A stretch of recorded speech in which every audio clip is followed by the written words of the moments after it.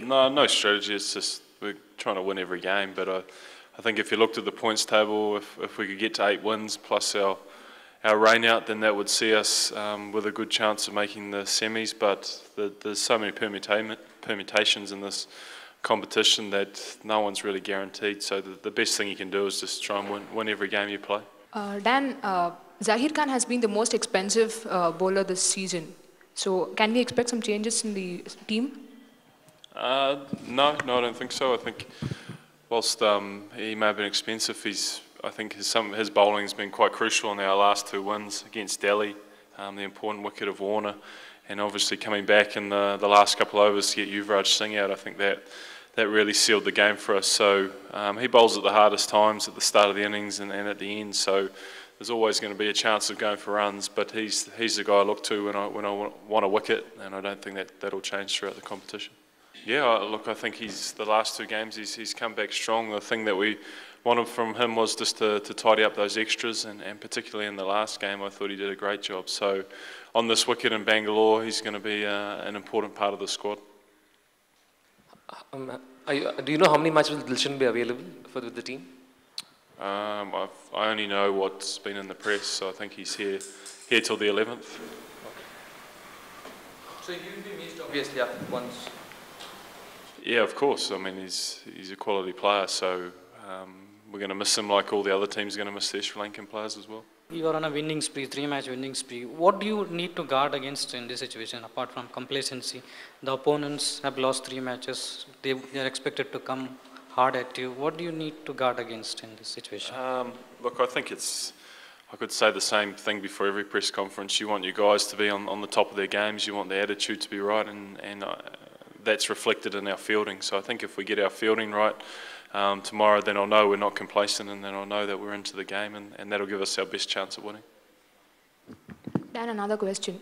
The middle order has been solely dependent on Virat Kohli's batting right now. So what about AB de Villiers and the others? They're not playing that well. Probably too much of expectation from the middle order, I guess.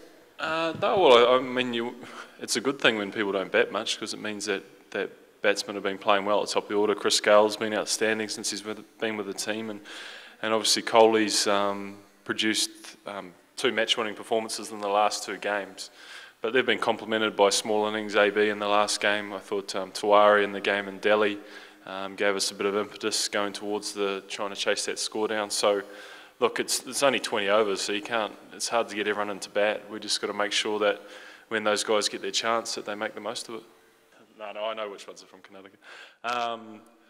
Yeah, well, I think Mithun's obviously come back into the team and played really well. Mayank's pushing hard for a spot. Ryan played in the first few games. He got an opportunity. So I think we'll keep looking at guys. It's just, you want to put your best team on the park every time, and if the Karnataka players, then that's great. Captaincy of the New Zealand cricket team in all 3 formats. So, I mean, how much are you enjoying captaincy in this sort of a cricket tournament, etc., and how are you feeling about leading a side? I mean, just from personal.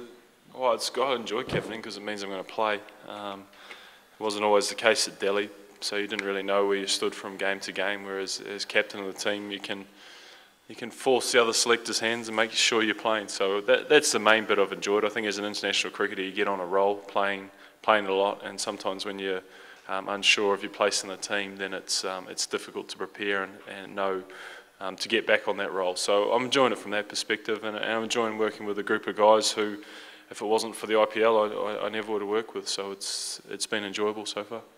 Last one.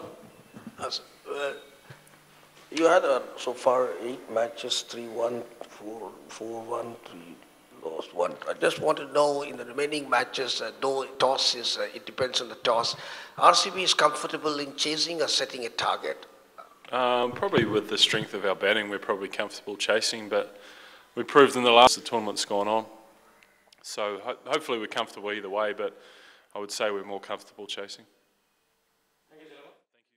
So, after 3 wins, they lost 3 games on the trot. I think it's the same as any game. It's important. There's no game going on in the IPL that's not important, and both teams are desperate for a win. So I think next 6 games you'll hear me say the same thing. Hi Dan, last 1.5 weeks or so, a lot of low-scoring games. Would you attribute that to the weather? Like we're getting into the month of May when it gets really hot. Would you say it's because of that, or just the pitches getting slower? The only reason for high scores and low scores are the pitches and the size of the boundaries. So I think the pitches probably contribute the most to the scores.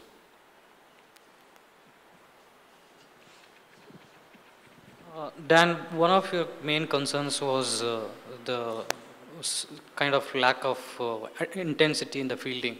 The last match, there was a massive improvement. A sign of encouraging signs for you guys? Yeah, I think the last game was our best fielding display. But we know we're going to be judged on the next one, and we know as a team that if our intensity is not as high as it can be, then we can quickly turn into that poor fielding side that plagued us early in the competition. So as a captain, that's all I can really ask from the guys, is that their fielding is of a quality standard, and I think batting and bowling will follow from there.